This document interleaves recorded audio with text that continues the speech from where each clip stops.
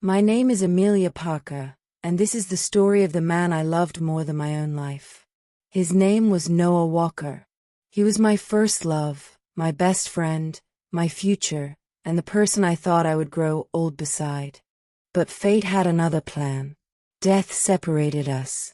And no matter how many years pass, no matter how much the city changes around me, there's one truth I cannot escape. The love of my life, and I can never meet again. At least not in this world. I met Noah when I was 24 years old. At the time, I was living alone in Chicago. The city was everything I had dreamed of: towering glass buildings, crowded sidewalks, bright lights reflecting from the river every evening. I worked at a marketing company downtown. My life was busy, but empty. Every day felt the same. Wake up, go to work, come home, sleep, repeat.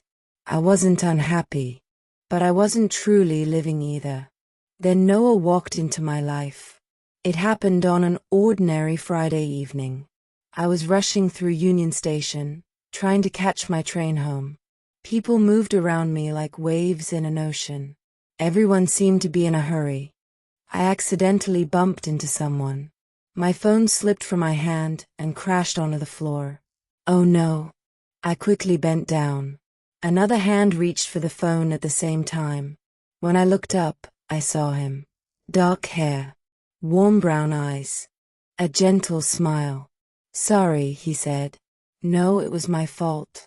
He checked my phone. Good news. What? It survived. I laughed. So did I. He laughed too. And somehow, in the middle of thousands of strangers, it felt like the world suddenly became quiet. That was the first time I met Noah Walker. The second time happened 3 days later. The third time happened a week later. By the fourth time, we intentionally planned it. A month later, we were inseparable. Noah had a way of making everything feel lighter. He could make me laugh even on my worst days. When I worried about work, he listened. When I doubted myself, he encouraged me.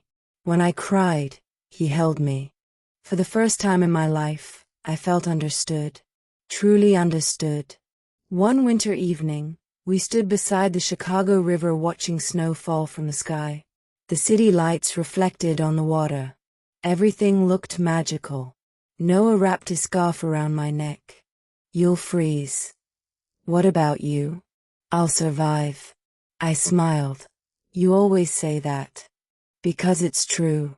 Then he looked at me. Really looked at me. And softly said, I think I'm falling in love with you. My heart nearly stopped. Because I had been falling in love with him for months. I think I already fell. He smiled. And kissed me. The snow continued falling around us. People passed by. Cars moved through the city. But all I could feel was him. That night became one of my favorite memories. The years that followed were beautiful. We built a life together. Not a perfect life, but a happy one. We adopted a golden retriever named Charlie. We moved into a small apartment overlooking the city skyline. We spent weekends exploring neighborhoods, trying new restaurants, and dreaming about the future. Noah wanted children. 3 of them. I wanted 2. We argued about it often. Playfully, he would always say, we need 3. Why? So one doesn't get lonely. I would laugh. His dreams became my dreams.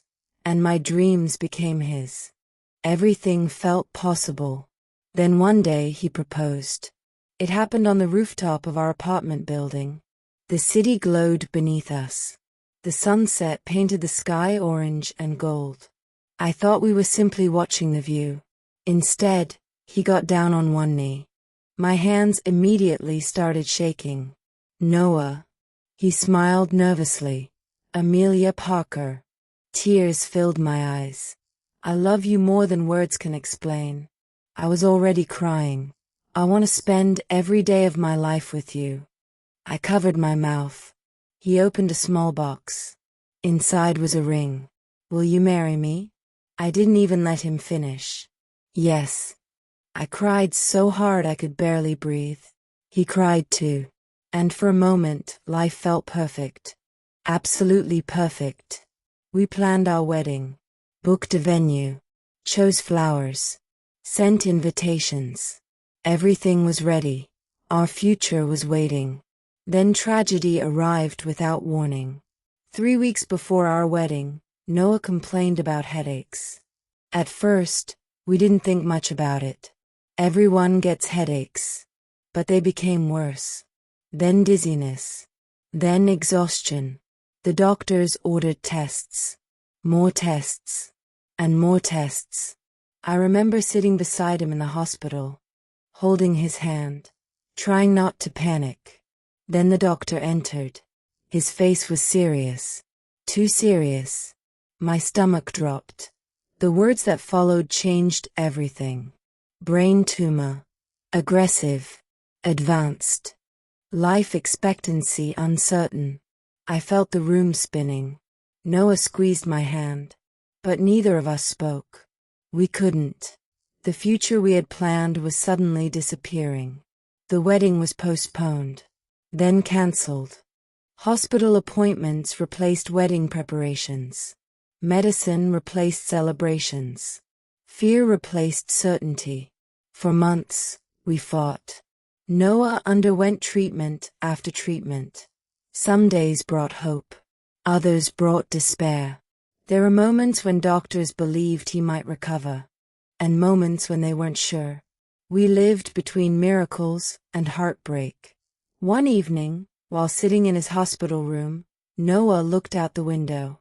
The city lights were shining, beautiful as ever. Do you remember our first kiss? I smiled through tears. Of course. I was terrified. You hid it well. No. He laughed softly. I was shaking. I laughed too. Then silence filled the room. After a while, he turned toward me. I don't want to leave you. The words shattered me. I immediately started crying. Noah. I don't. I grabbed his hand. You're not leaving.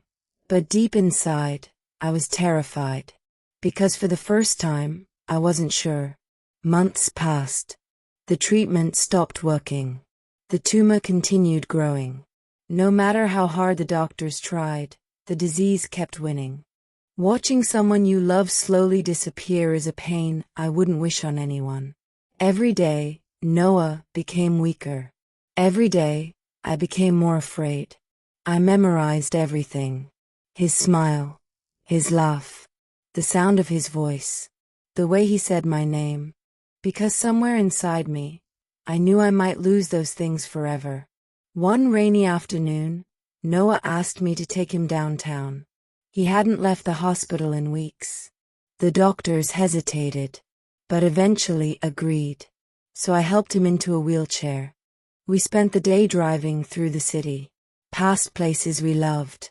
The coffee shop where we had our first date. The park where Charlie used to chase squirrels.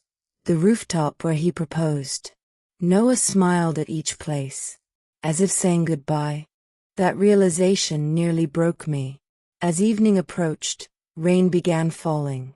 We parked beside the river. The city lights reflected beautifully across the water. Noah reached for my hand. Amelia. Yes. Thank you. My throat tightened.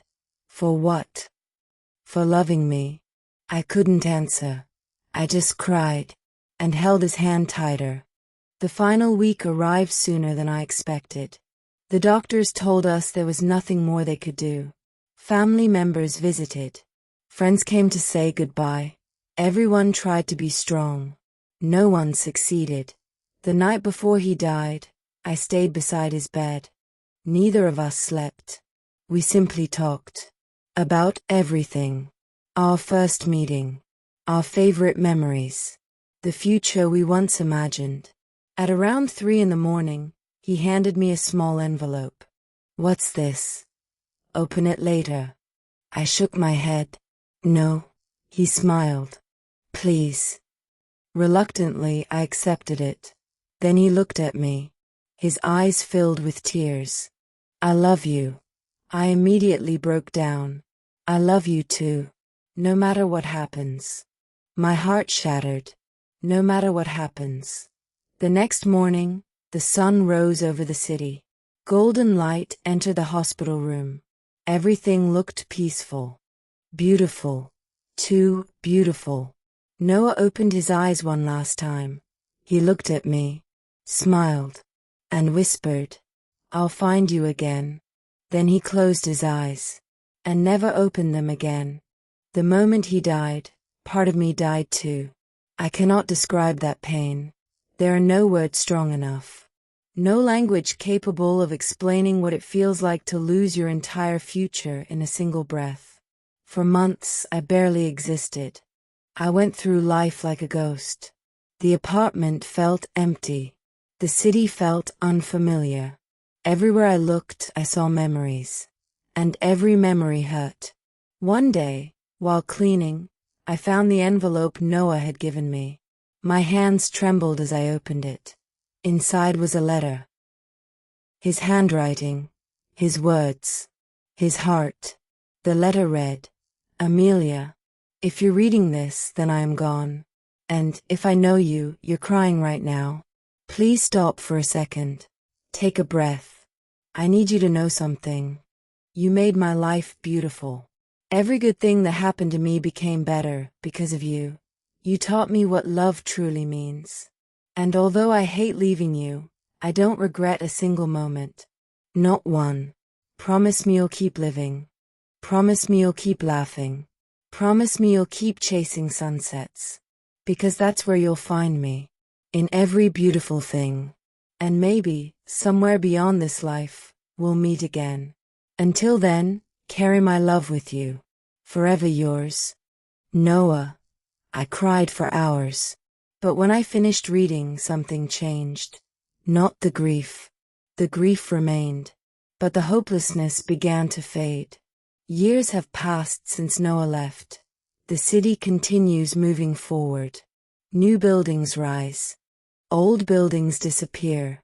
People fall in love. People lose love. Life continues.